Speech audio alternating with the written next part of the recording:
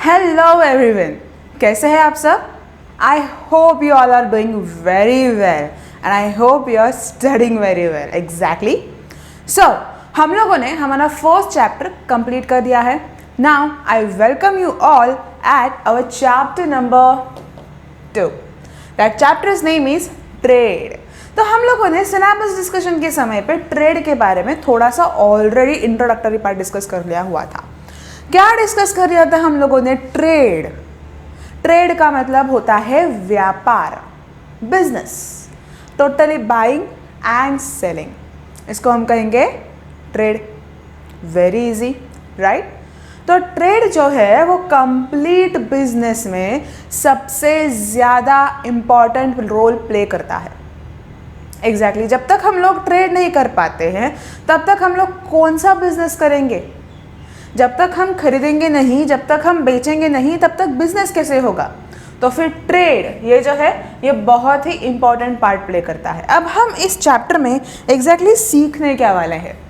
Okay, इस chapter में हम सीखने वाले हैं. देखिए एक बार हम लोग देखते हैं on page number 21. Page number 21, आपके टेक्स्ट बुक के पेज नंबर 21 पर हम लोगों को चैप्टर 2 ट्रेड दिख रहा है. उसमें देखिए हमें इंट्रोडक्शन पढ़ना है. टाइप्स ऑफ ट्रेड में इंटरनल ट्रेड है, देन इंटरनेशनल ट्रेड है, देन डिस्टिंग्विश है. हमें ये सारी चीज़ें पढ़नी है. इंटरनल ट्रेड क्या होता है, इंटरनेशनल ट्रेड क्या होता है, उसमें डिफरेंस क्या है, राइट? और ऐसे किस तरह से बिजनेस हम लोग रन कर सकते हैं. तो ये सारी चीज़ें आएंगी ट्रेड चैप्टर के अंदर. तो चलिए बिल्कुल भी देरी ना करते हुए हम लोग इमीडिएटली चैप्टर को स्टार्ट करते हैं.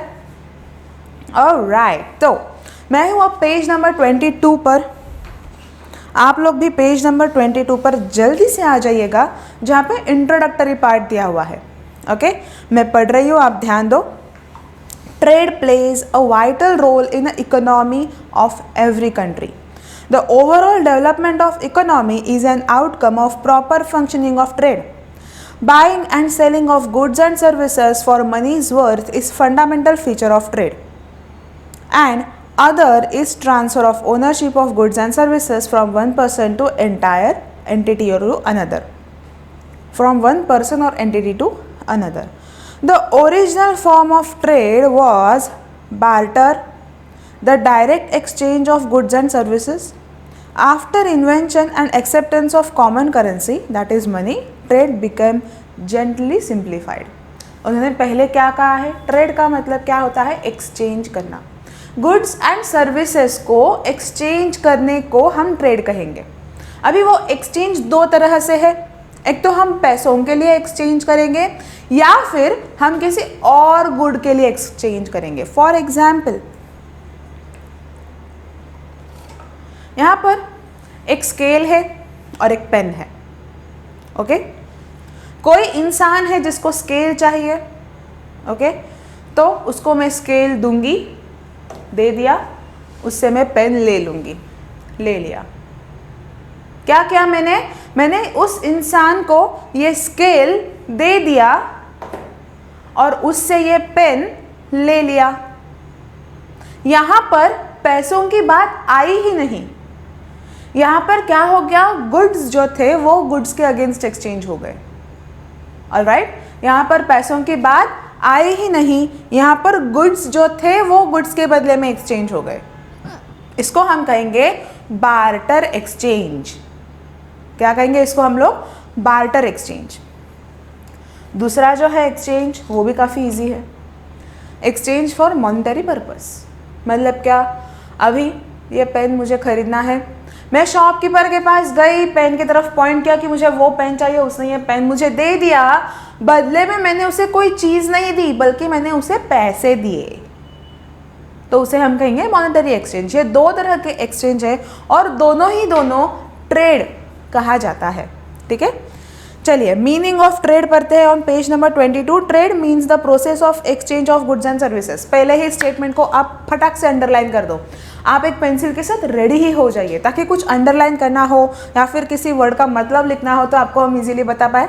राइट, चलिए तो पहले ही स्टेटमेंट को आपको अंडरलाइन करना है. That trade means the process of exchange of goods and services. Keywords, important statement. Moving on. Trade refers to buying and selling of goods and services with an objective of earning profit. Exactly. The objective is to earn profit. When we are performing any trading activity, the objective has to be the profit.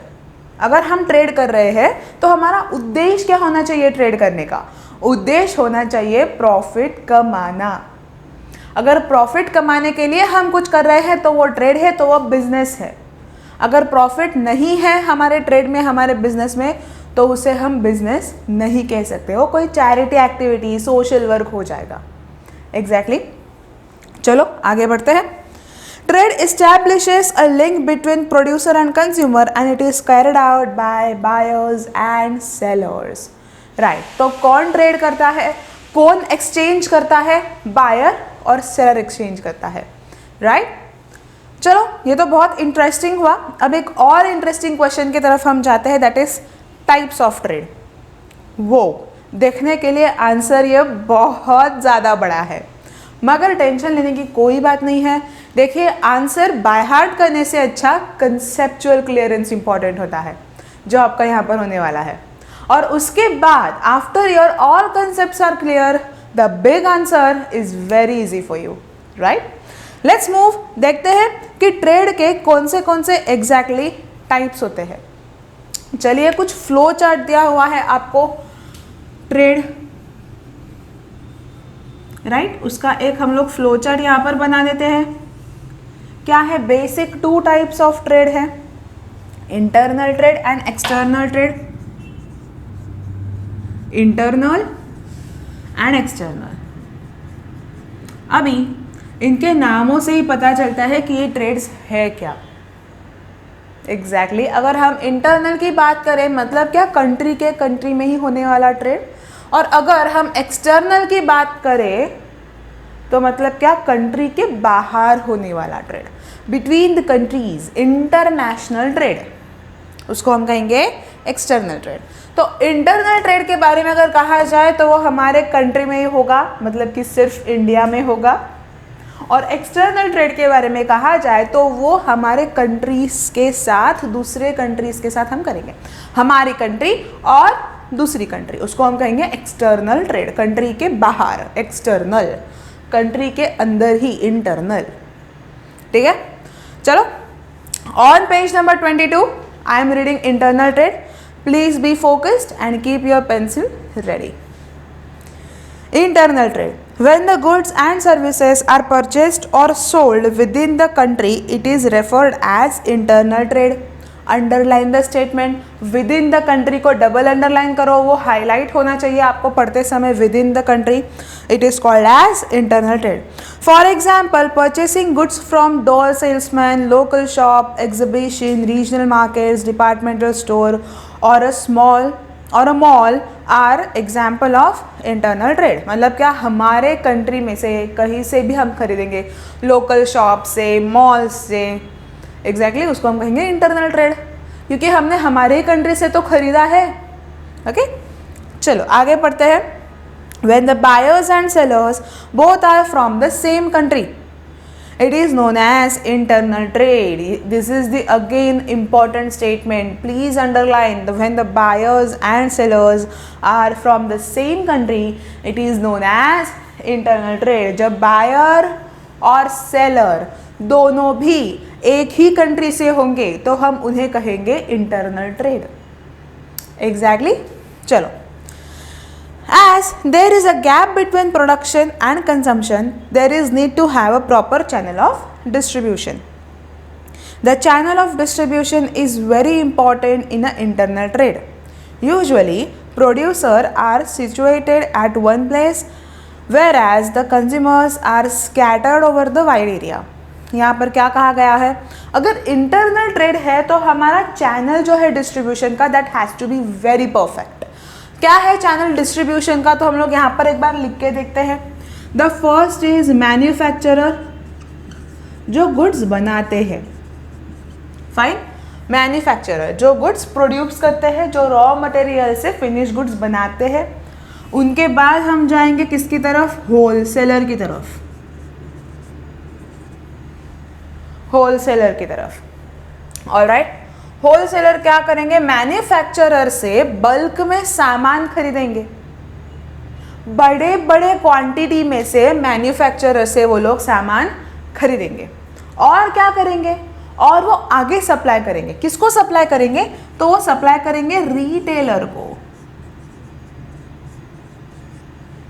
वो किसे supply करेंगे, retailer को।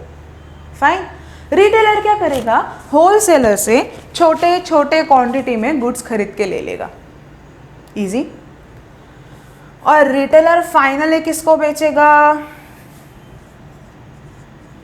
Consumer को। Retailer finally किसे बेचेगा, consumer को। तो यहाँ पे हुआ क्या, हम एक बार वापस से देख लेते हैं। पहले तो मैन्युफैक्चरर जिन्होंने गुड्स बनाए, जिन्होंने रॉ मटेरियल लिया और फिनिश गुड्स प्रिपेयर किया, उन्हें हम कहेंगे मैन्युफैक्चरर। देन मैन्युफैक्चरर ने किसे बेचा, होलसेलर को बेचा, बल्क क्वांटिटी में, बड़े बड़े क्वांटिटीज़ में होलसेलर ने खरीद लिया। फिर होलसेलर ने क्या किया, छोटे छोटे क्वांटिटीज़ में काफ़ी सारे रिटेलर्स को बेच दिया, काफ़ी सारे रिटेलर्स को बेच दिया। हाँ, एक ही रिटेलर की बात नहीं हो रही है, ओके। काफ़ी सारे रिटेलर्स को छोटे छोटे क्वांटिटीज़ में वो गुड्स बेच दिए और फिर फाइनली रिटेलर्स ने सारे कंज्यूमर्स को दे दिए। तो अभी क्या है, ये जो मैन्युफैक्चरर है ना, वो एक ही जगह पर है, मगर जो कंज्यूमर है वो तो स्कैटर्ड है, मतलब फैले हुए हैं हर जगह पर। तो उन तक पहुँचे कैसे, तो उन तक पहुँचने के लिए ये पूरी की पूरी चेन हमें आजमानी पड़ती है। समझ रहे हैं आप? चलो आगे पढ़ते हैं। अब हम जा रहे हैं पेज नंबर 23 पर। This is the big gap between producer and consumer. This gap can be shortened by the channel of distribution. Channel of distribution helps to make producers available at the right time, at the right place and at the right quantity through the different intermediaries. अभी intermediaries का मतलब क्या है, एक bridge होता है, एक gap होता है। अगर नदी बह रही है, फाइन, एक रिवर है, फ्लोइंग, अभी वो जो नदी बह रही है उसके दो किनारे हैं, ओके। अब उन किनारों को जॉइन करना है तो कैसे करेंगे, हम एक ब्रिज गैप करेंगे, एक ब्रिज को बिल्ड करेंगे, तभी तो दो किनारे मिल पाएंगे ना, क्योंकि वो दूर है, वो मिल नहीं सकते हैं। तो हम दो किनारों को मिलाने के लिए क्या करेंगे, एक ब्रिज बना देंगे उसके ऊपर। उसी तरह से the same way manufacturer and consumer, ये दो किनारे हैं, क्योंकि मैन्युफैक्चरर को गुड्स बनाकर ही फायदा नहीं है, वो कंज्यूमर को बेचने भी है। तो कैसे बेचेंगे, कंज्यूमर डायरेक्टली फैक्ट्री में आके गुड्स लेंगे क्या, तो नहीं। तो they have to bridge the gap between manufacturer and the consumer. तो कौन होगा वो गैप फिल करने वाला, तो ये दो, wholesaler and retailer, right. Wholesaler and retailer, इन दोनों को, मतलब कि होलसेलर को और रिटेलर को हम कहेंगे इंटरनल ट्रेड। इन दोनों को क्या कहेंगे हम लोग, इंटरनल ट्रेड। काफ़ी इंटरेस्टिंग है और काफ़ी आसान है। तो यहाँ तक आपको समझ में आ चुका है, आया है ना, वेरी गुड। चलो आगे बढ़ते हैं। तो मैं ये साफ कर देती हूँ और हम आगे डिटेल में पढ़ाई करते हैं। चलो आगे क्या दिया हुआ है, टाइप्स ऑफ इंटरनल ट्रेड। अभी हम इस इंटरनल ट्रेड के टाइप्स देखने वाले हैं। कौन से है, तो जैसे मैंने बताया, wholesale trade and retail trade. चलो on page number 23, types of internal trade. There are two types of internal trade, that is wholesale trade and retail trade. वो जो I.E. दिया हुआ है उसको दैट इज कहा जाता है। चलो तो ए है अपना wholesale trade. Point A is wholesale trade. Good. आगे, when the goods are purchased in large quantity from manufacturer to producer for the purpose of resale to retailers, it is known as wholesale trade. Underline the statement. उसका meaning, उसका main definition, वो keywords, वो की statement, वो important statement first statement में ही दिया हुआ है। Underline the words. when goods are purchased in large quantities from the manufacturer or producer for the purpose of resale to retailers, it is known as wholesale trade. Manufacturer से बड़े quantity में good खरीद लिया जाएगा। किस लिए खरीद लिया जाएगा? ताकि वो छोटे क्वांटिटीज में रिटेलर को बेच सके, राइट? होलसेलर जो है वो मैन्युफैक्चरर से बड़े क्वांटिटीज में गुड लेगा।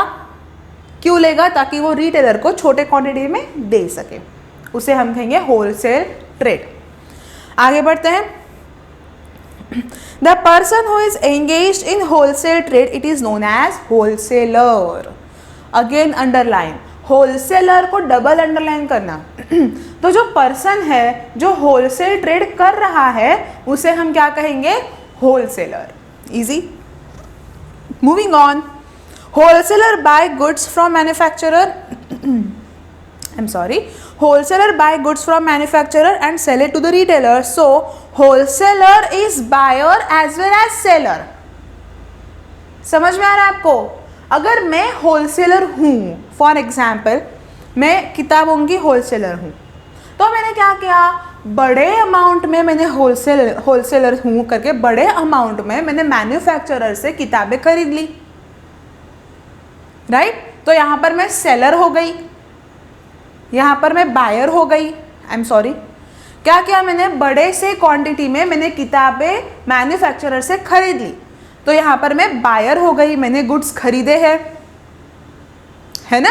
और छोटे छोटे क्वांटिटी में मैंने किताबें काफ़ी सारे रिटेलर्स को बेच दी, तो यहाँ पे मैं सेलर हो गई। मतलब जब मैं मैन्युफैक्चरर से खरीद रही हूँ तब मैं बायर हूँ, और जब मैं रिटेलर्स को दे रही हूँ तब मैं क्या हूँ? सेलर। तो होलसेलर दोनों का काम करता है, बायर का भी और सेलर का भी। इजी। चलो आगे बढ़ते हैं। हम लोगों को क्या दिया हुआ है? The wholesaler may perform different functions in the purpose of distribution of goods and services. It enables the producer to reach the consumer. बहुत सही बात कही है। डेफिनेशन आपको दो दिया है, दोनों पढ़ के देखते हैं। एग्जाम में दो डेफिनेशंस लिखने की कोई ज़रूरत नहीं है, आप कोई भी एक डेफिनेशन लिख सकते हो। अभी कौन सा लिखे तो आपको जो आसान लगता है, आपको जो जल्दी याद रहता है, आप जिस डेफिनेशन पर कॉन्फिडेंट हो वही लिखना है। मगर डेफिनेशन में वर्ड टू वर्ड वैसा ही आना चाहिए, आप उसको कुछ चेंज नहीं कर सकते हो।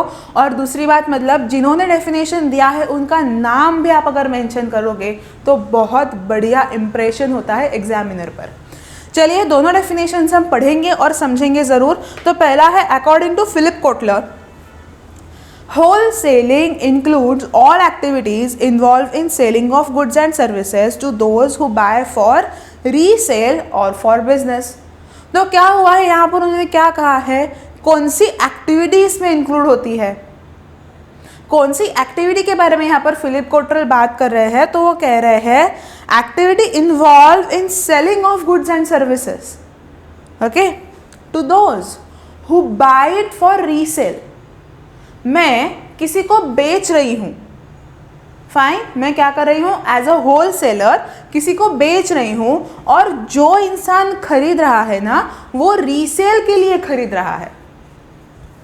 ऐसा उन्होंने यहाँ पर कहा हुआ है कि wholesaling includes all activities which involve selling goods and services to those who buy for resale purpose, right? Let's see second definition. According to the Evelyn Thomas, a true wholesaler is himself neither a manufacturer nor a retailer but acts as a link between the two।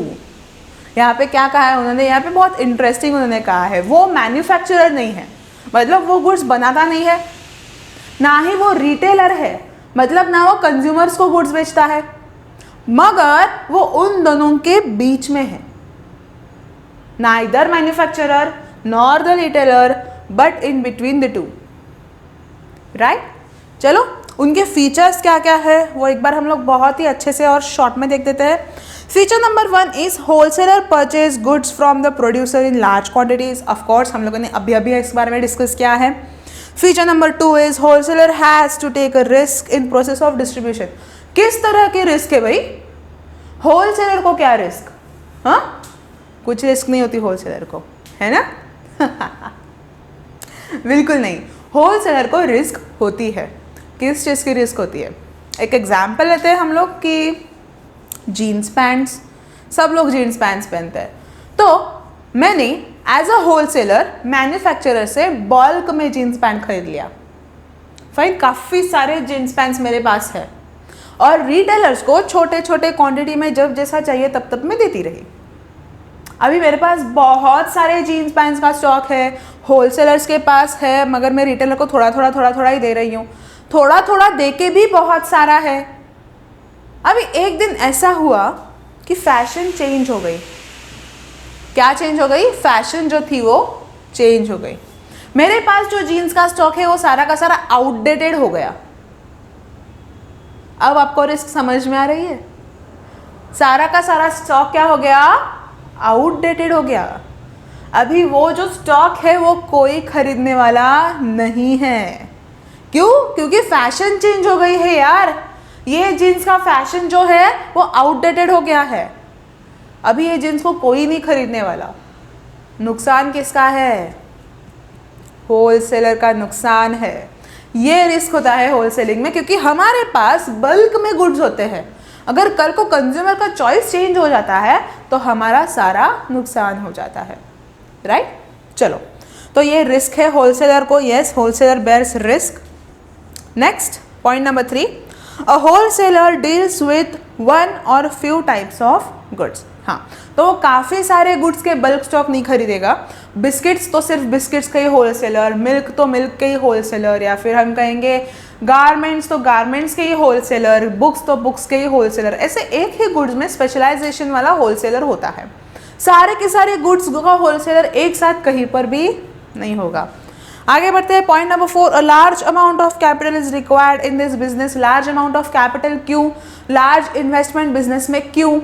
Capital का मतलब होता है जो हम business में invest करते हैं उसे हम कैपिटल कहते हैं। तो वो लार्ज क्यों चाहिए? क्योंकि हम बल्क में खरीदने वाले हैं, उसके लिए हम लोगों को ज़्यादा पैसा चाहिए। ठीक है, आगे बढ़ते हैं, point number 5, a wholesaler maintains price stability by balancing supply and demand factor. अभी क्या है, सपोज मेरे पास बल्क में स्टॉक है, डिमांड बहुत ज़्यादा हो गया, मार्केट में मेरे पास जो गुड्स है उस गुड्स का डिमांड बहुत ज़्यादा हो गया। अभी आपको तो पता है जिस चीज़ का डिमांड ज़्यादा होता है उसका प्राइस बढ़ जाता है। कैसे? देखो, अभी सपोज अभी बारिश का मौसम नहीं है, एग्जाम्पल लेते हैं हम लोग। अभी क्या है? अभी बारिश का मौसम नहीं है, अभी ठंडी है। ठंडी में कोई अम्ब्रेला को पूछेगा क्या? बिल्कुल नहीं। ठंडी में कौन छतरी खरीदता है भाई? मगर जैसे ही एक बारिश गिरी सब लोग अम्ब्रेला का डिमांड करेंगे और तभी ही अम्ब्रेला का प्राइस बढ़ चुका होता है, राइट? तभी क्या हो गया होता है? अम्ब्रेला का प्राइस बढ़ गया होता है ना? तो जिस वक्त जिसका डिमांड बढ़ेगा उस वक्त उसका प्राइस भी बढ़ जाएगा। तो अभी जो मेरे पास गुड्स थे उनका डिमांड बढ़ गया तो उनका प्राइस भी बढ़ जाएगा। तो मैं क्या करूँगी? जितना डिमांड है उतना सारा सप्लाई कर दूंगी। सपोज 500 क्वांटिटी का डिमांड है तो मैंने मेरे गोडाउन से 500 क्वांटिटी मार्केट में डाल दिए, तो जितना डिमांड था उतना सप्लाई हो गया। इससे क्या होगा? महंगाई नहीं होगा। आपको हम लोग एग्जाम्पल लेके एक्सप्लेन करते हैं। ये है डिमांड, ये है supply, is equals to price. Is equals to नहीं डालते, price, demand, supply, price. Suppose demand है हम लोगों का 50 यूनिट्स का, 50 यूनिट्स हमारा डिमांड कितने का है? 50 यूनिट्स। और सप्लाई जो हमने मार्केट में किया है वो है 80 यूनिट्स। डिमांड 50 यूनिट्स का है, सप्लाई 80 यूनिट्स का है, तो सप्लाई ज़्यादा है डिमांड से, है ना? मतलब क्या? मार्केट में वो कमोडिटी इजीली अवेलेबल है तो उसका प्राइस कम होगा। ठीक है, अभी डिमांड जो है वो बढ़ गया। सपोज डिमांड हो गया 90 यूनिट्स, डिमांड कितना हो गया 90 यूनिट्स, मगर सप्लाई अभी भी हम लोगों ने नहीं बढ़ाया, सप्लाई तो हो गया 80 यूनिट्स। अचानक से डिमांड बढ़ने के बाद कहाँ से सप्लाई लाएंगे भाई, राइट? तो यहाँ पे क्या हो गया, डिमांड ज़्यादा हो गई और सप्लाई कम हो गया। मतलब क्या कि मार्केट में वो कमोडिटी अभी ज़्यादा अवेलेबल नहीं है, एक हाथ दूसरे दुकान में बहुत ढूंढने के बाद मिलेगी। तो ऐसे वक्त पे हमारी प्राइस क्या हो जाती है, बढ़ जाती है, राइट? अभी यहाँ पर डिमांड है 90 यूनिट्स का, मगर सप्लाई 80 यूनिट्स का ही है। तो मैं एज अ होल सेलर मैं क्या करती हूँ, मैं मेरे पास जो कुछ भी बल्क में स्टॉक है ना वो वहाँ पर सप्लाई कर देती हूँ। अगर मैं और 10 यूनिट्स का यहाँ पर सप्लाई कर दूँ तो डिमांड और सप्लाई सेम हो जाएंगे, 90 यूनिट्स 90 यूनिट्स, ठीक है? तो यहाँ पर जो प्राइस थी हमारे केस नंबर 1 में, जो प्राइस थी वही प्राइस वापस से केस नंबर 2 में आ जाएगी, और जो प्राइस बढ़ के महंगाई होने वाली थी वो अब नहीं होगी। समझ में मैं क्या कह रही हूं? अगर जितना डिमांड है उतने का सप्लाई कर दिया तो महंगाई नहीं होगी, ठीक है? क्यों महंगाई नहीं होगी? क्योंकि वापस से वो शॉप्स में इजीली गुड अवेलेबल हो जाएगा, हमें ज़्यादा ढूंढना नहीं पड़ेगा, राइट? चलो आगे बढ़ते हैं।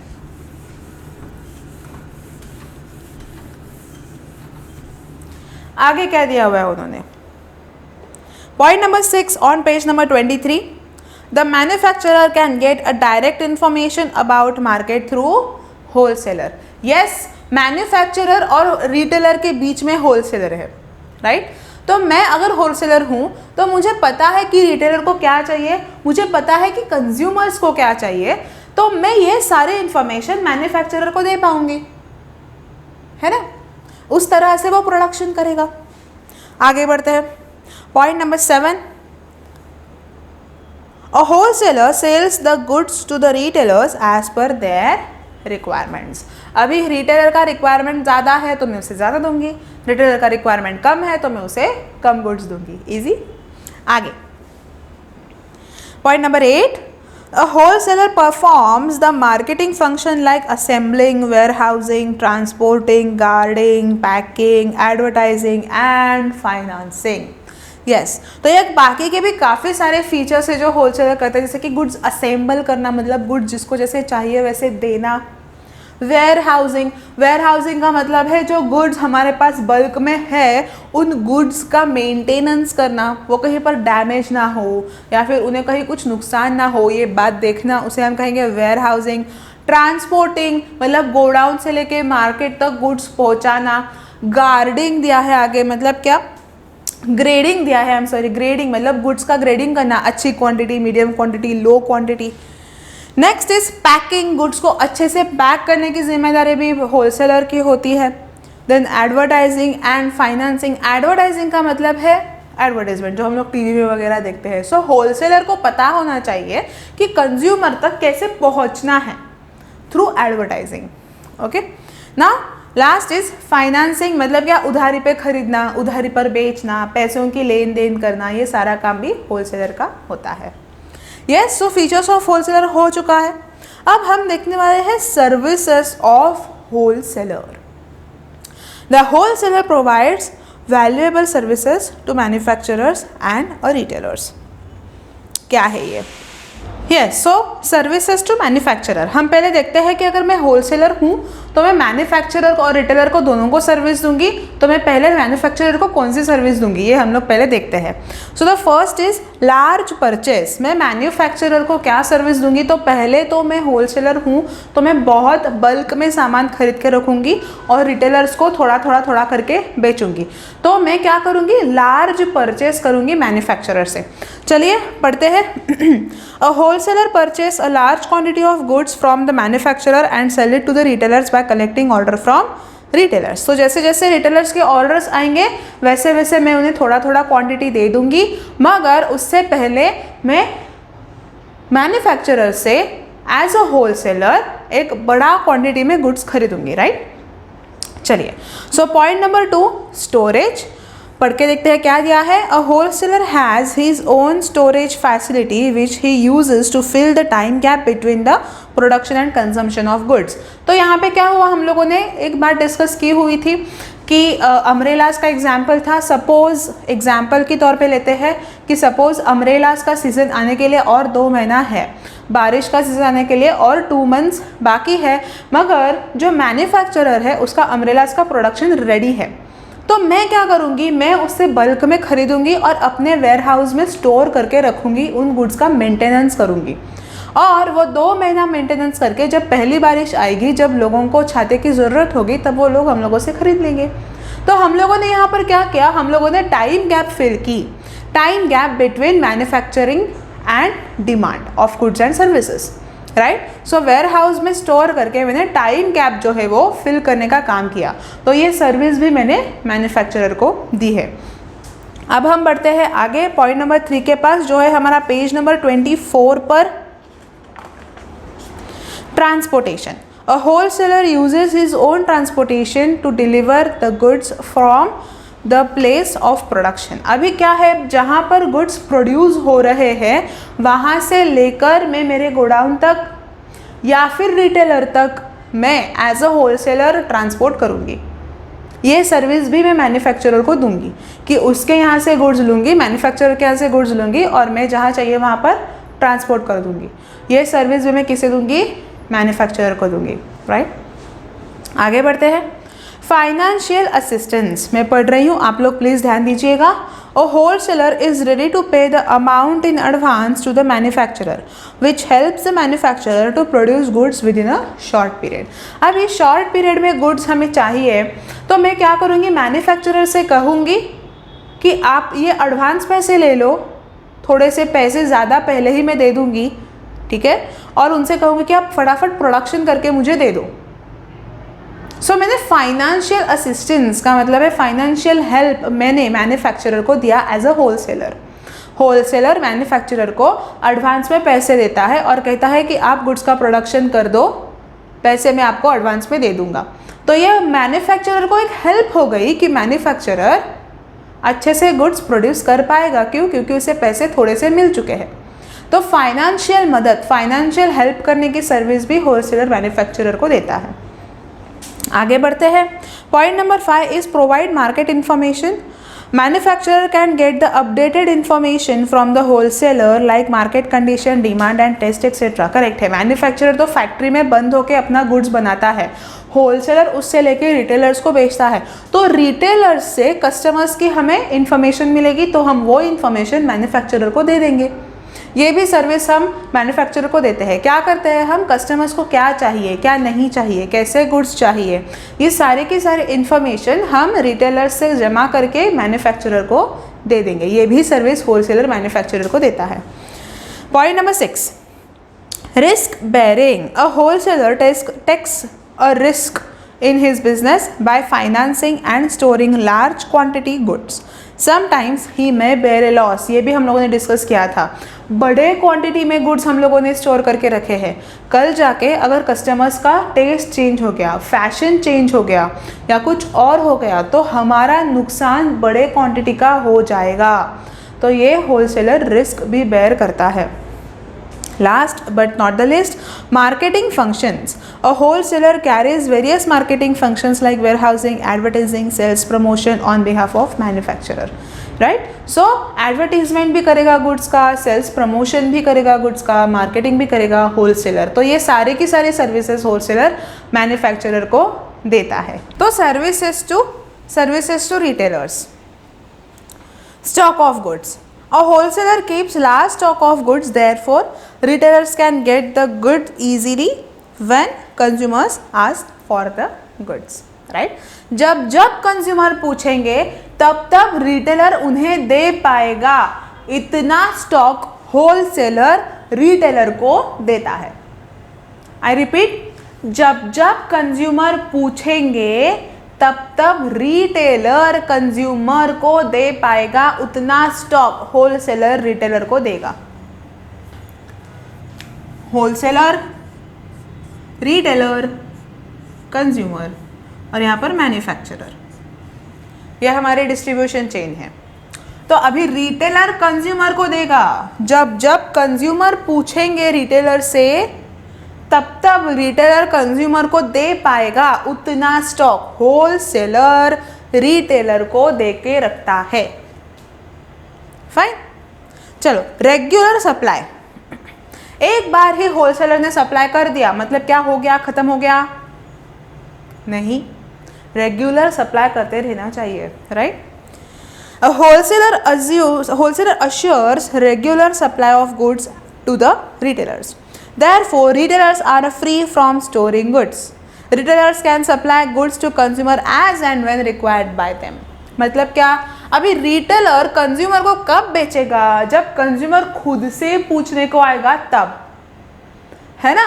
जब कंज्यूमर आएगा और रिटेलर से पूछेगा कि आपके पास कुछ गुड्स है क्या, ये मुझे चाहिए, ऐसा ऐसा किताब चाहिए, आपके पास वो है क्या, तब रिटेलर उसे वो किताब निकाल के दे देगा। मगर वो किताब रिटेलर कंज्यूमर को कब दे सकता है? जब होलसेलर रिटेलर को सप्लाई करेगा। तो जब जब कंज्यूमर रिटेलर से पूछेगा तब तब रिटेलर होलसेलर से मांगेगा और फिर रिटेलर कंज्यूमर को सप्लाई कर देगा। मतलब क्या? कंज्यूमर को सप्लाई करने के लिए रिटेलर बड़ा स्टॉक लेके नहीं बैठता, रिटेलर छोटा सा स्टॉक लेके बैठता है और होलसेलर वो छोटे छोटे स्टॉक का सप्लाई उसे कर देता है। आसान। इसीलिए होलसेलर को सप्लाई करते रहना चाहिए ताकि कंज्यूमर का हर डिमांड पूरा हो जाए। तो supply has to be on a regular basis. Easy. चलो point number 3 on page number 24, risk bearing. The wholesaler bears the risk of the price and market functions. Large stock of goods, therefore retailers are free from these risks. मतलब क्या? Bulk में stock है ना, जैसे मैंने कहा consumer का कल जाके टेस्ट चेंज हो गया तो होलसेलर क्या करेगा भाई? होलसेलर को तो इतने सारे स्टॉक के पैसों का नुकसान हो गया। मगर रिटेलर का क्या? रिटेलर के पास तो छोटी सी क्वांटिटी थी, उसको तो नुकसान होने वाला नहीं है। तो रिटेलर को नुकसान ना हो इसीलिए होलसेलर सारा का सारा नुकसान अपने सर पर ले लेता है। ठीक है, चलो point number 4, financial support. Wholesaler provides financial support by the way of credit facility, discounts etc. Such support increases the effect of working capital of retailer. मतलब क्या होता है कि अभी होलसेलर जो है वो रिटेलर को उधारी पे भी गुड्स बेच सकता है कि बाबा तू गुड्स आज ले ले, पैसे मुझे बाद में कभी दे देना, 2-3 महीने के बाद। ऐसे भी गुड्स होलसेलर रिटेलर को बेच सकता है। फाइन। अभी फायदा किसका है इसमें? फायदा रिटेलर का है। होलसेलर ने गुड्स तो अभी तुरंत दे दिए मगर पैसे मांगे 2 महीने के बाद, तो रिटेलर को फायदा क्या हुआ? अभी तुरंत पेमेंट करने की जरूरत नहीं पड़ी। गुड्स खरीदते ही पेमेंट सारा का सारा करना पड़ रहा है क्या? नहीं। 2 महीने की उधारी है ना, तो रिटेलर विल थिंक लाइक पहले इन गुड्स को बेचते हैं, अच्छे से थोड़ा कमाते हैं, फिर हम होलसेलर को दे देंगे। रिटेलर क्या सोचता है फिर? 2 महीने बाद पैसे देने हैं होलसेलर को, तो फिर अभी जो होलसेलर से गुड्स लिए हैं वो थोड़ा बेचते हैं, थोड़ा प्रॉफिट कमाते हैं और फिर रिटेलर को होलसेलर को दे देंगे। अभी रिटेलर इनको बेचेगा, थोड़ा सा प्रॉफिट कमाएगा, फिर रिटेलर इन्हें वापस से पैसे 2 महीने के बाद दे देगा। फायदा किसका हुआ? फायदा इसका हुआ। इसको 2 महीने का गैप मिला पैसा कमाने के लिए। फिर से नुकसान किसका हुआ? नुकसान होलसेलर का हुआ। आगे बढ़ते हैं। Market information. Wholesaler provides variety of information about market condition to different products. This information is regarding new products, variants of products, new schemes on existing products, etc. Sometimes wholesaler guide retailers about when to buy, how to buy, etc. अभी wholesaler के पास काफ़ी सारा experience होता है, अनुभव होता है। क्यों?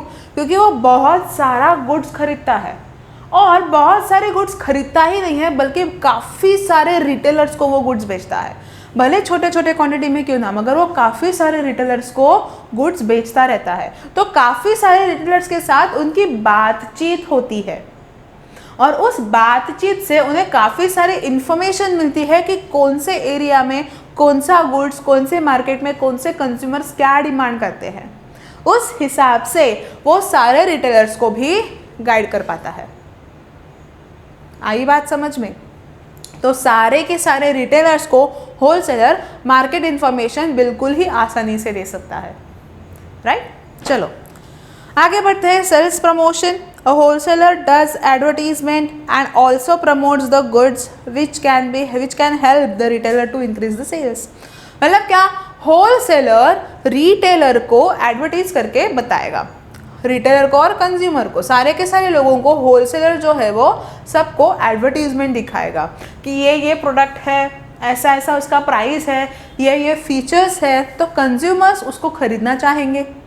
तो कंज्यूमर्स खरीदने के बाद वो रिटेलर को पूछेंगे, रिटेलर होलसेलर से वो गुड्स खरीद लेगा। इसको हम कहेंगे सेल्स प्रमोशन। मतलब क्या? रिटेलर का सेल्स बढ़ना चाहिए, इसके लिए होलसेलर सेल्स प्रमोशन करेगा, एडवर्टीजमेंट करेगा। फाइन। तो ये हम लोगों का हो गया पूरा का पूरा होलसेल ट्रेड। तो होलसेल ट्रेड में हम लोगों ने क्या देखा? बेसिकली होलसेल ट्रेड में हम लोगों ने एक मीनिंग देखा अच्छे से, उसके बाद 2 डेफिनेशंस देखे, उसके बाद उनके बहुत ही अच्छे और इंटरेस्टिंग फीचर्स देखे, उसके बाद हमने सर्विसेज ऑफ होलसेलर देखे। तो सर्विसेज होलसेलर किसे किसे देता है? एक तो देता है वो मैन्युफैक्चरर को जिससे वो बल्क में खरीदता है, और दूसरी सर्विस वो देता है रिटेलर्स को जिन्हें वो छोटे छोटे क्वांटिटीज़ में सेल करता है, राइट? तो यहाँ पर हमारा होलसेल ट्रेड खत्म हो गया है। हम बढ़ते हैं रिटेल ट्रेड की तरफ। अभी रिटेल ट्रेड हम लोगों ने काफ़ी कुछ डिस्कस किया हुआ है रिटेल ट्रेड के साथ। रिटेलर्स क्या करते हैं? ये कंज्यूमर्स को बेचेंगे, कहाँ से लेके? होलसेलर से लेके। तो हम पॉइंट नंबर बी लिखते हैं, retail trade, right? Yes. So retail trade में क्या होगा? Retailers will buy from wholesalers and sell to customers. मगर रिटेलर होलसेलर की तरह बड़ी क्वांटिटी नहीं लेगा, वो छोटी छोटी क्वांटिटी में खरीदेगा, जैसे कंज्यूमर्स का डिमांड होगा उस हिसाब से। चलो ऑन पेज नंबर 24 में मीनिंग पढ़ रही हूँ। When goods are sold relatively in small quantity to the ultimate consumer by a wholesaler or distributor or dealer is known as retail trade. Underline the statement. क्या दिया हुआ है? When wholesaler are sold relatively small quantities to the ultimate consumer by wholesaler or distributor or dealer is known as retail trade. अभी wholesaler consumer को बेच नहीं सकता क्या? बेच तो सकता है, ऑफ कोर्स बेच सकता है। वो बोलेगा मेरे पास बड़ा क्वांटिटी है, मैं रिटेलर को भी बेच सकता हूँ या फिर मैं डायरेक्ट कस्टमर को भी बेच सकता हूँ, वो दोनों को बेच सकता है। अगर यहाँ पर होलसेलर ने डायरेक्टली कंज्यूमर को बेचा, पॉसिबल है और ऐसा होता भी है, तो होलसेलर भी ये हो गया, रिटेलर भी ये हो गया। हो सकता है होलसेलर ने रिटेल ट्रेड किया, ऐसा भी हो सकता है। या फिर जैसे हम अभी तक डिस्कस करते आए हैं कि होलसेलर जो है वो रिटेलर को बेचेगा और रिटेलर जो है वो कंज्यूमर को बेचेगा, ऐसा भी हो सकता है। मतलब क्या? ये लिंक जो मैंने अभी ड्रॉ करके आपको दिखाई थी, ये लिंक भी पॉसिबल है और ये लिंक भी पॉसिबल है। ठीक है, चलो तो आगे हम पढ़ते हैं क्या दिया है। The person who is engage in retail trade is known as retailer. Retailer word को अंडरलाइन करो, डबल अंडरलाइन। जो रिटेल ट्रेड में है उन्हें रिटेलर कहेंगे। जैसे जो होलसेल ट्रेड में था हमारे पॉइंट नंबर ए में, वो होलसेलर था, रिटेल ट्रेड में जो है वो रिटेलर हो गया होगा। The person who is engaged in retail trade is known as retailer. In market, there is an existence of some sellers who are doing business at a local level or within a limited area. Such sellers are providing goods directly to ultimate consumers at reasonable price. Exactly. तो यहाँ पर क्या दिया है उन्होंने कहा है कि जो रिटेलर्स है वो कंज्यूमर को रीजनेबल प्राइस में गुड्स को डिस्ट्रीब्यूट करेंगे छोटी छोटी क्वांटिटीज़ में. यहाँ पर वापस से 2 डेफिनेशंस है. एक डेफिनेशन से ऑक्सफोर्ड डिक्शनरी का और दूसरी डेफिनेशन से विलियम स्टैंटन का. तो चलिए पहले ऑक्सफोर्ड डेफिनेशन क्या कहती है. Retail is a sale of goods to the public in relatively small quantities for use of consumption rather than resale. Yes. अभी रिटेलर जो है वो कंज्यूमर को बेचेगा, मगर कंज्यूमर को किस लिए बेचेगा?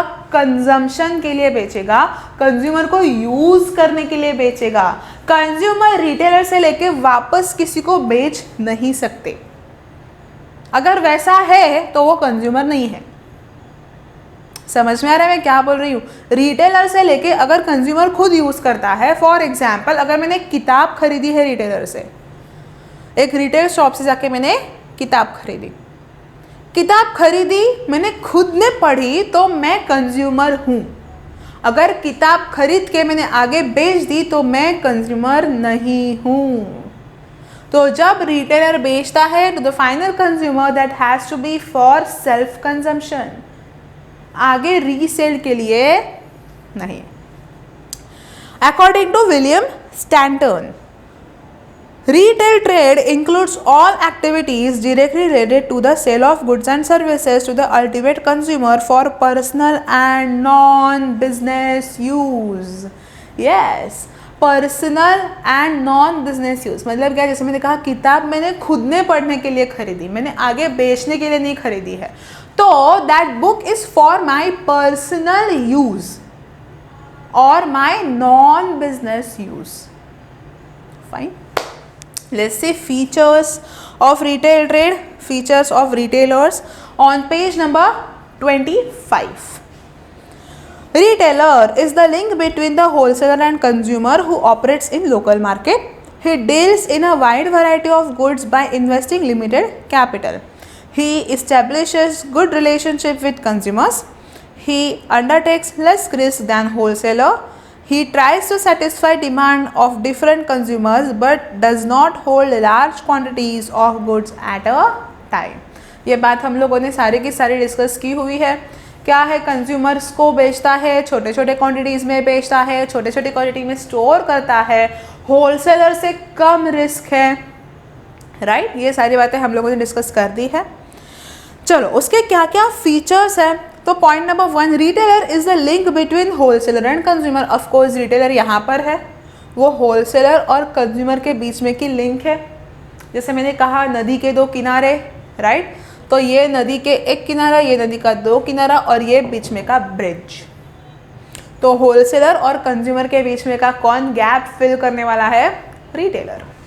Point number 2, he operates in a local market. मतलब हम लोग जब लोकल जहाँ पर लोग रहते हैं, जहाँ पर हमेशा लोगों का आना जाना होता है, वहाँ पर रिटेलर्स होते हैं. तभी तो वो कंज्यूमर्स के पास पहुँच पाएंगे ना. जहाँ पर लोग ही नहीं है वहाँ पर जाके कंज्यूमर्स के पास वो कैसे पहुँचेंगे? राइट आगे बढ़ते हैं.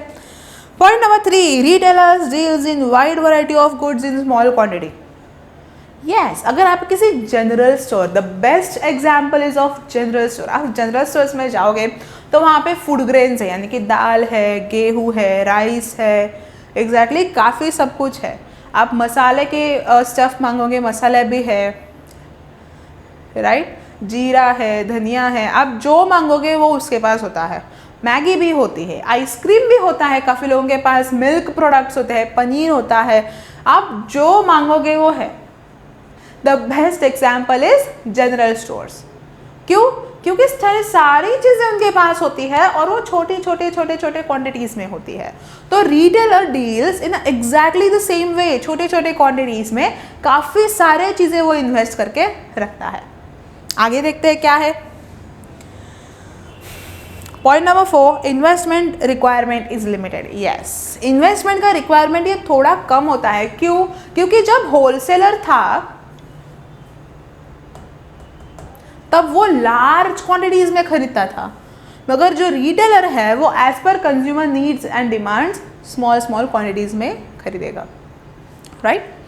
आगे बढ़ते हैं, point number 5, less risk and low amount of profit is as compare to wholesaler. हाँ, होलसेलर की रिस्क जो थी वो ज़्यादा थी, मगर रिटेलर की रिस्क जो है वो कम है। क्यों? ऑफ कोर्स उसके पास क्वांटिटी जो है सारे गुड्स की वो बहुत कम है। अगर कोई चीज़, जैसे हमने कहा होलसेलर ने स्टोर करके रखी है बल्क में, और अगर वो आउट ऑफ फैशन हो गया तो होलसेलर का गुड कोई खरीदने नहीं वाला। मगर रिटेलर का जो गुड्स है वो छोटा सा क्वांटिटी है, अगर वो आउट ऑफ फैशन हो गया तो उसे ज़्यादा नुकसान नहीं होगा, राइट। सर्विसेज क्या है? अभी रिटेलर जो है वो होलसेलर और कंज्यूमर्स के बीच में है।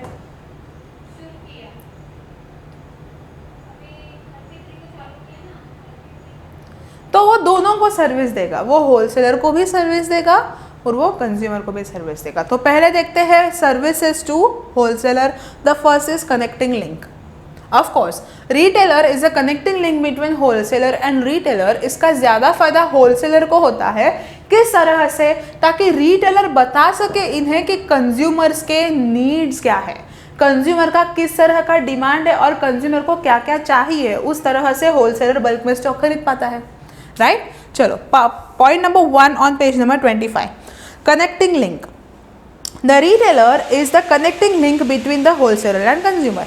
Great. Point number 2, helps to distribute. Yes, अभी होलसेलर ने बल्क में खरीद के रखा है ना, रिटेलर उनसे खरीद लेगा। काफ़ी सारे रिटेलर्स होते हैं तो वो छोटे छोटे क्वांटिटीज़ में खरीद लेंगे और वो कंज्यूमर्स को बेचेंगे। तो होलसेलर को कंज्यूमर तक पहुंचने का या फिर होलसेलर को कंज्यूमर को बेचने का काम किसने आसान किया? रिटेलर ने। आगे बढ़ते हैं, marketing. If the wholesaler is unable to carry out marketing function, retailer conducts them. Sometimes he handles transport on his own. Sometimes he tries to solve the storage problems or advertising or better sales. क्या हो गया यहाँ पे? हम लोगों ने अभी अभी होलसेलर के बारे में पढ़ा। तो होलसेलर ने क्या किया था? होलसेलर ने जो अपने मार्केटिंग फंक्शंस थे वो परफॉर्म किए थे। अगर होलसेलर नहीं कर पाता है तो वो कौन करेगा? रिटेलर करेगा marketing functions. Provide information, of course consumer के लाइक्स डिसलाइक्स क्या है ये सारे के सारे इन्फॉर्मेशन होलसेलर को देगा। Provides information, a retailer provides information about changing demands, preferences, likes and dislikes to consumer to of wholesaler to of consumer to wholesaler. I am sorry, consumer के likes and dislikes का जो कुछ भी information है वो retailer wholesaler को दे देगा। Attract consumer, the retailer attract consumer by advertising the product. This activity directly helps the wholesaler to sell the product. मतलब क्या? रिटेलर जो है वो कंज्यूमर को खींच के लाएगा कि हमारे पास जो प्रोडक्ट है उसका ये फीचर्स है, उसका दाम कम है, वो यहाँ पर अवेलेबल है, आप आइए और वो खरीद लीजिए। तो काफ़ी सारे लोगों की भीड़ हो जाएगी तो कंज्यूमर खरीदेगा रिटेलर से और रिटेलर को कौन बेचेगा? Wholesaler, right. तो रिटेलर अगर अट्रैक्ट करता है तो उसका फ़ायदा दोनों को भी होता है। आगे बढ़ते हैं, create demand. Through personal salesmanship retailer attracts consumers attention towards new goods and arrivals in the market. To create demand for new goods the retailer puts new good for window display. हम जब road से जाते हैं तब बाहर जो mannequin होते हैं, जो स्टैचूज होते हैं कपड़ों के दुकान के बाहर, उसके ऊपर अच्छे अच्छे कपड़े सजा के रखे हुए होते हैं। उससे हम क्या होते हैं? हम अट्रैक्ट होते हैं, लाइक वाओ कितना अच्छा आउटफिट है, मुझे ऐसा ही चाहिए था, राइट। और हमें वो बहुत पसंद आता है तो हम अंदर जाके उसे खरीदने के बारे में सोचते हैं। तो ये जो अट्रैक्ट करने का काम है वो होलसेलर तो नहीं कर सकता मगर वो रिटेलर 100% करता है। उसके वजह से हमारे अंदर डिमांड करने की एक भावना आती है कि कंज्यूमर को लगता है कि वाह ये आउटफिट बहुत अच्छा है, ये कपड़े बहुत अच्छे हैं और ये मुझे चाहिए। तो ये हो गई डिमांड। वो डिमांड जाके शॉप में गुड्स खरीद के आ जाते हैं। तो डिमांड का बेस क्या है? डिमांड का बेस है एक तो पसंद आना या तो नापसंद आना, राइट। तो जो हम लोग डिस्प्ले में देखते हैं आउटफिट, वो अगर हमें पसंद आते हैं तो हम अंदर जाके खरीदते हैं। तो this is the creation of demand which is made by retailers. अभी हमने देखा कि वो होलसेलर को क्या क्या सर्विस देता है, अभी हम देखते हैं कि वो कंज्यूमर को क्या क्या सर्विस देता है। चलिए, रेगुलर सप्लाई ऑफ गुड्स। अभी कंज्यूमर ने एक हाथ गुड्स मांगा और वो नहीं मिला तो कंज्यूमर नाराज हो जाएगा, वो हमें नहीं चाहिए। यस, तो चलो आगे बढ़ते हैं। हम लोगों ने देख लिया है कि रिटेलर जो है वो होलसेलर को कौन से सर्विसेज देता है। अब हम आगे बढ़ते हुए देखते हैं कि रिटेलर कस्टमर को कौन से सर्विसेज देता है। चलिए, पेज नंबर 25 पर ही है हम लोग, देखिए दिया हुआ है point number B, services to customers या फिर consumers. Point number 1, regular supply of goods. Yes, अभी रिटेलर है, कस्टमर्स को गुड्स बेचेगा। जब जब कस्टमर्स डिमांड करेंगे तब तब रिटेलर को गुड्स उन्हें देना पड़ेगा। करेक्ट है। अभी जैसे कि चावल, गेहूँ, दाल, ये तो हमें रोज़ लगते हैं, है ना। तो कस्टमर्स ऑलमोस्ट रोज़ उनका डिमांड करेंगे। या फिर जैसे हम कहेंगे मिल्क, शुगर, ये जहाँ से सारे जो फूड ग्रेन्स है या फिर जो खाने पीने की चीज़ें हैं वो हमें हर रोज़ लगती है। तो हम रिटेलर के पास उसकी हर रोज़ डिमांड करेंगे अलग अलग तरह के गुड्स की। रिटेलर को ये हर रोज़ की डिमांड कस्टमर की पूरी करनी चाहिए, राइट। तो रिटेलर ने एक दिन कस्टमर को मिल्क दे दिया। नेक्स्ट डे रिटेलर बोलेगा मेरे पास मिल्क नहीं है, और एक दिन आया मिल्क नहीं है, और एक दिन आया मिल्क नहीं है। सिर्फ एक ही दिन उसको मिल्क मिला कस्टमर को, बाकी के दिन उसको मिल्क मिला ही नहीं। चलेगा क्या? नहीं। जब जब कस्टमर डिमांड करेगा तब तब रिटेलर को उसको गुड्स देने ही पड़ेंगे। करेक्ट। इसीलिए जो सप्लाई हो रहा है रिटेलर से लेके कंज्यूमर तक, वो सप्लाई एकदम रेगुलर होना चाहिए। चलिए, मैं पॉइंट नंबर 1 पढ़ रही हूँ। Regular supply of goods. The retailer stores sufficient quantity of goods as per the requirement of consumers. Goods are available to the consumers as and when they are in need. Correct है। तो consumer को goods available है कब? जब कभी उन्हें उसका ज़रूरत होगा तब। सप्लाई कौन करेगा? रिटेलर। कैसे? कंटिन्यूअस, जब जब कंज्यूमर की डिमांड आएगी तब। Let's go point number 2, local convenience. Yes, local convenience, I am sorry. Local convenience का मतलब क्या है? सपोज हमारा घर हमारे सिटी में है, राइट। हम लोग जिस रोड में या फिर जिस एरिया में रहते हैं वहाँ पर हमारा घर है, और जो जनरल स्टोर्स या फिर जो रिटेलर है वो दूसरे सिटी में है। Let's take an example of city A and city B. City A and city B, these are our cities. Fine. तो हमारा जो घर है वो सिटी ए में है, this is our home city, और रिटेलर जो है वो सिटी बी में है। ठीक है। अभी हमारे होम सिटी को छोड़ के सिटी बी में जाके गुड्स खरीद के वापस सिटी ए में आना बहुत बड़ा टास्क है, राइट। किसी दूसरे सिटी में या फिर बहुत दूर आधे एक घंटे का रोड ट्रैवल करके हम लोग मार्केट पहुंचेंगे, फिर वहां से गुड्स खरीद के वापस आधे एक घंटे का रोड ट्रैवल करके घर पहुंचेंगे। तो उससे अच्छा क्या होगा? होम टाउन में कोई रिटेलर हो तो बड़ा मजा आ जाएगा, है ना।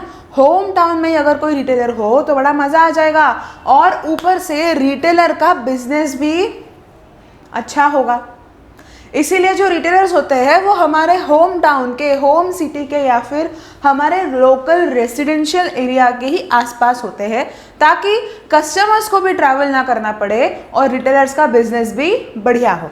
देखिए पॉइंट में दिया क्या है, मैं पढ़ रही हूँ। Local convenience. Retailers are normally situated near residential areas. This offers local convenience to the consumer as they can purchase goods as per their convenience and timing. Correct? तो convenience का मतलब क्या होता है? सुविधा, या फिर हम ऐसा कह सकते हैं convenience का मतलब होता है चलेगा। रिटेलर को भी चलेगा और कस्टमर्स को भी चलेगा, तो दोनों के लिए वो कन्वीनियंट है, दोनों के लिए वो अच्छा है, दोनों के लिए वो अच्छी सुविधा है। फाइन। तो अभी यहाँ पर होम टाउन में अगर रिटेलर आ गया, रिटेलर सिटी बी से अगर होम टाउन में आ गया तो सारे के सारे कस्टमर्स रिटेलर के पास जाएंगे और उसका बिजनेस अच्छा होगा। जब चाहे तब जा सकते हैं, जितनी बार चाहे उतनी बार जा सकते हैं, इसीलिए retailer has to be in a local residential area. Easy. Now let's see point number 3 is home delivery. Yes, home delivery काफ़ी हेवी सामान होता है ना। काफ़ी बार हम लोग 10-10 किलो गेहूँ, 5 किलो शक्कर, ऐसा काफ़ी सारा 2-3 महीने का हम लोग राशन एक दिन ही भर देते हैं। अभी इतना कोई हम लोग कह सकते हैं कि हिम्मत वाला या फिर पहलवान टाइप कोई घर में होता नहीं है कि वो आके हम लोग खुद उठा के वो सामान घर पे रख दे, राइट। तो काफ़ी बार जो रिटेलर शॉप्स वाले हम लोगों को होम डिलीवरी फ्री या फिर होम डिलीवरी पेड, दोनों की सर्विस अवेलेबल करके देते हैं। आगे पढ़ते हैं, एक बार पॉइंट नंबर 3 पढ़ के देखते हैं। Home delivery, many retailer provide home delivery of goods to the consumer at a nominal cost और free of cost. This improves the relation between the consumer and retailer. Variety of goods, yes, आप अगर general store, मैंने आपके साथ पहले भी discuss कर दिया है, जनरल स्टोर्स उसके पास सब कुछ होता है ना। गेहूँ, चावल, राइस, दाल, आटे से लेकर toothbrush, toothpaste, perfume, deodorants, right, face creams, everything is available in the general stores. So क्या वो एक ही गुड में डील करने वाला है या फिर एक ही गुड कस्टमर्स को बेचने वाला है? नहीं, he may sell variety of products, wide range of products to consumers. Easy. चलो पॉइंट बढ़ के देखते हैं, variety of goods. Point number 4, page number 25। Many retailers keep different variety of goods. This offers consumer for proper selection of the required commodity of their choice. Credit facility, उधारी पे लेके जाओ, चलेगा। ऐसा काफ़ी बार होता है मिल्क प्रोडक्ट के साथ या फिर मिल्क खरीदते समय, जो कुछ भी डेयरी होती है वो हमें काफ़ी बार पूरे महीने का बिल एक साथ देती है। मतलब हम लोगों ने पूरे महीने में दूध के पैसे नहीं भरे हैं, पूरे महीने के दूध के पैसे हम महीने के आखिर में भरेंगे। ऐसा कई जगह पर फैसिलिटी होती है, राइट। मतलब क्या, पूरा महीना हम लोगों ने उधारी पे दूध पिया है। क्रेडिट मतलब उधारी। तो पूरा महीना हम लोगों ने उधारी पे दूध पिया है और मंथ के आखिर में हम लोग उसका बिल पे कर रहे हैं, राइट। तो ये फैसिलिटी कौन दे सकता है हमें? रिटेलर। चलिए देखते हैं। The retailer gives credit facility to their regular consumers which helps the consumer to purchase goods as and when they are in need. It helps many consumers who are in short of money. Credit facility by retailer creates legal customer base for the large customer base for the business. Now we are on page number 26. ठीक है। तो अभी यहाँ पे क्या कहा है उन्होंने? रिटेलर जो है वो बहुत बड़ा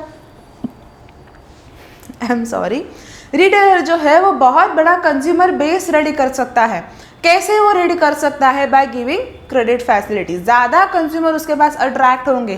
क्यों? क्योंकि अभी पैसे देने नहीं है, पैसे बाद में देने हैं ना। ऐसे सोचे काफ़ी सारे कंज्यूमर रिटेलर के पास अट्रैक्ट हो जाएंगे, राइट। चलिए अब हम लोग आ गए हैं पेज नंबर 26 पर। क्या आप आ गए हैं? और आई होप आपके साथ एक पेंसिल भी है, राइट। चलिए page number 26, point number 6, after sale service. ये सबसे ज़्यादा इम्पॉर्टेंट पार्ट होता है। हाँ, काफ़ी सारे कस्टमर्स का जो रिटेलर की तरफ का एक ओपिनियन होता है कि रिटेलर अच्छा है या रिटेलर गंदा है, ये उसके आफ्टर सेल सर्विस पर डिपेंड करता है। फॉर एग्जांपल अगर मैंने कुछ खरीदा, फॉर एग्जांपल ये इलेक्ट्रॉनिक्स चीज़ों के बारे में ज़्यादा मायने रखता है। मैंने fridge, washing machine, AC, TV कुछ खरीदा है। अभी AC खरीदा तो AC का सर्विसिंग करना पड़ता है हमें, फाइन। तो AC के सर्विसिंग के लिए हम लोगों ने उस सर्विस सेंटर को फ़ोन लगाया, वो सर्विस सेंटर वाले अंकल आए ही नहीं। 2 बार और फ़ोन लगाया, वो आए ही नहीं। तीसरी बार फ़ोन लगाया, वो आए ही नहीं। तो आफ्टर सेल सर्विस अच्छी है या बुरी है? ऑफ कोर्स बुरी है। अभी आफ्टर सेल सर्विस का मतलब क्या है? आफ्टर सेल सर्विस मतलब गुड्स बेच के होने के बाद उसकी सर्विस देना। जैसे कि मैंने कहा एसी खरीदा मगर उसकी सर्विसिंग करवा लेना, उसका रिपेयर करवा लेना, ये हो गई आफ्टर सेल सर्विस। एक बार गुड्स बेच दिया तो हमारा नाता खत्म हो गया, ऐसा रिटेलर नहीं कर सकता। गुड्स बेचने के बाद भी कंज्यूमर के साथ उसे एक रिलेशन बनाए रखना चाहिए, क्योंकि जो गुड्स बेचे हैं उसके मेंटेनेंस की जिम्मेदारी भी रिटेलर की ही होती है। तो अभी आफ्टर सेल सर्विस में एसी का हम लोग कहेंगे सर्विसिंग हो, वॉशिंग मशीन का सर्विसिंग हो, फ्रिज का सर्विसिंग हो, ये सारी चीज़ें हम आफ्टर सेल सर्विस में आती है।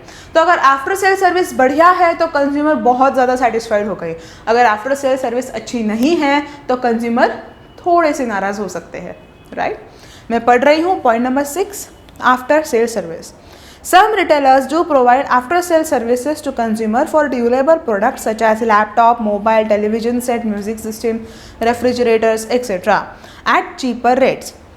Such services create confidence in minds of consumer for further purchase. कहा ना मैंने, further purchase के लिए consumer के mind में एक confidence create करता है।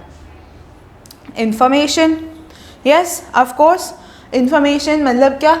तो रिटेलर जो है वो कंज्यूमर को अच्छा इन्फॉर्मेशन देगा। और फॉर एग्जांपल हम लोग जब कपड़े खरीदने जाते हैं, कोई शर्ट खरीदा, कोई पैंट खरीदी, तो वो रिटेलर बोलता भी है कि इसको ऐसे वॉश नहीं करना है, इसको मशीन वॉश नहीं करना है, इसको हैंड वॉश करना है, इसका कलर जाता है, या फिर ये कपड़ा थोड़ा श्रिंक हो सकता है। ये सारे इन्फॉर्मेशन हम लोगों को कौन देगा?